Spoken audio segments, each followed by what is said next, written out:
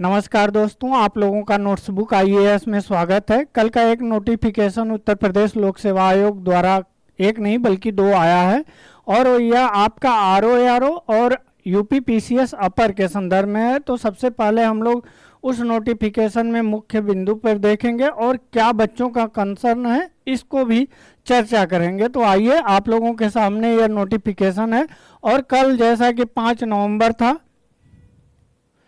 कल 5 नवंबर था तो वही नोटिफिकेशन है और यह संख्या लिखा जाता है जब भी कोई नोटिफिकेशन जारी होता है। तो और यह जो विज्ञापन संख्या आया था यह आपका आरओएआरओ यानी कि समीक्षा अधिकारी और सहायक समीक्षा अधिकारी आदि पदों पर जो भर्ती आई थी, इसका विज्ञापन आया था आपका 9 अक्टूबर 2023 को। विज्ञापन संख्या यहाँ पर दिया है A7/E1/2023 और उसमें परीक्षा प्रारंभिक परीक्षा का जो नोटिफिकेशन आया था और उसी के संदर्भ में 19 जून 2024 को आपका पुनः एक प्रशस्त्र जारी किया गया था जिसमें 7.9 जिसे कहा गया था और इसमें विहित प्राविधान एक पाली में यथासंभव, जैसा कि आप लोग जानते हैं पहले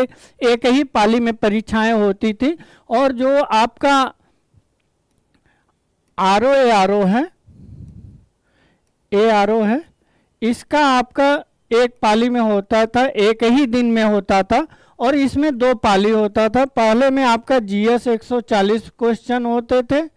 और दूसरे वाले आपका दूसरे पेपर में जो था वह आपका जनरल हिंदी का पेपर होता था जिसमें आपके 60 क्वेश्चन होते थे। टोटल मिलाकर 200 क्वेश्चन आपके होते थे। उसके बाद ये आयोग द्वारा यह कहा जा रहा है कि जो अभ्यर्थियों की संख्या इस बार है वह आपका 10,76,004 है, यानी कि लगभग 11 लाख बच्चे हैं और जो हमारे यहाँ कराने का जो परीक्षा है यह 5 लाख बच्चों के लिए ही हम सुविधा प्रदान कर पाएंगे। अगर इससे ज़्यादा हो रहा है इससे ज़्यादा हो रहा है तो यह परीक्षा जो है कि यह 2 पालियों में होगा और यहाँ पर जो पहले 2 पेपर होता था इस दोनों पेपर को मर्ज करके एक ही पेपर में कराया जाएगा और इसका जो डेट दिया गया है यह आपका 22 दिसंबर को दिया गया है और 22 दिसंबर को जो 2 पाली में होगा, पहला जो पाली है वह आपका 9 बजे सुबह से लेके आपका दोपहर 12 बजे तक 12 PM तक होगा। इसमें ही आपका टोटल 200 क्वेश्चन दोनों पेपर को मर्ज कर दिया जा रहा है। फिर दूसरा का पाली जो 22 दिसंबर को ही होगा, यह आपका दूसरा पाली है 2:30 बजे आफ्टरनून PM से लेके यह आपका 5:30 PM तक होगा। यह भी आपका सेकेंड पाली होगा। तो ऐसा न समझिए कि आपका इसमें हिंदी होगा तो इसमें जीएस होगा तो इसमें हिंदी होगा, इसमें सब में 200 क्वेश्चन के एक ही पेपर होंगे। तो यानी कि एक सेट यह हो गया, एक सेट यह हो गया और आपका 23 दिसंबर को जो पेपर होगा वह आपका 9 AM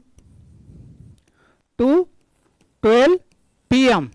यानी कि टोटल जो सेट होंगे पेपर के वह 3 सेट पेपर के बनेंगे, 3 पेपर अलग अलग होंगे और इन तीनों पेपर को मिलाकर और तीनों पेपर में एक एक में 4 सेट होगा। तो इसकी मत समझिए आप 3 पेपर टोटल बनेंगे जो अलग अलग होंगे जिसमें क्वेश्चन पैटर्न अलग होगा और यहीं से विवाद का कारण हुआ है कि तीनों जो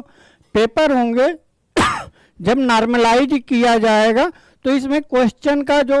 अंक का है उतार चढ़ाव होगा, क्योंकि आप जैसा जानते हैं अगर एसएससी की बात की जाए तो एसएससी में जो क्वेश्चन का पैटर्न होता है कभी हाई पूछ देता है मैथ, कभी लो पूछ देता है, तो वहाँ नॉर्मलाइजेशन करना अच्छी बात है। लेकिन अब स्टैटिक्स अगर स्टैटिक्स जीएस की बात की जाए तो नॉर्मलाइजेशन किस आधार पर होगा और इसमें पारदर्शिता की कमी होगी। तो इसलिए नोटबुक आईएएस भी बच्चों का फेवर ले रहा है, और यह है कि बच्चों की कंसर्न को ध्यान में रखते हुए यह पेपर एक ही पाली में कराया जाए। जैसे कि पूर्व में आप लोग देखते होंगे, हम लोग भी परीक्षा देते हैं, तो उस परीक्षा में यह देखा जाता है कि कभी भी उत्तर प्रदेश लोक सेवा आयोग द्वारा किसी भी परीक्षा केंद्र का स्टैंडर्ड कभी भी फॉलो नहीं किया जाता है। जो टीचर भी होते हैं वह अनट्रेंड होते हैं, वह कभी भी क्लास में ही बात करने लगेंगे, पेपर कभी आगे देंगे कभी पीछे देंगे, कभी ओएमआर बांटने में वह गलती करते हैं। तो यह जो आरोप है आयोग का, यह सरासर गलत है कि उनको अपेक्षित या तो जो अच्छे कॉलेज हैं वह नहीं मिल रहे हैं। आप उसके पैटर्न पर देखेंगे तो अभी तक आयोग का कोई भी अगर पेपर देखा जाए तो उसमें हमेशा यह दिक्कत आती है, लेकिन आयोग ने यह पेपर को 3 पालियों में कराकर कहीं ना कहीं बच्चों के साथ नाइंसाफ़ी कर रहा है। धन्यवाद।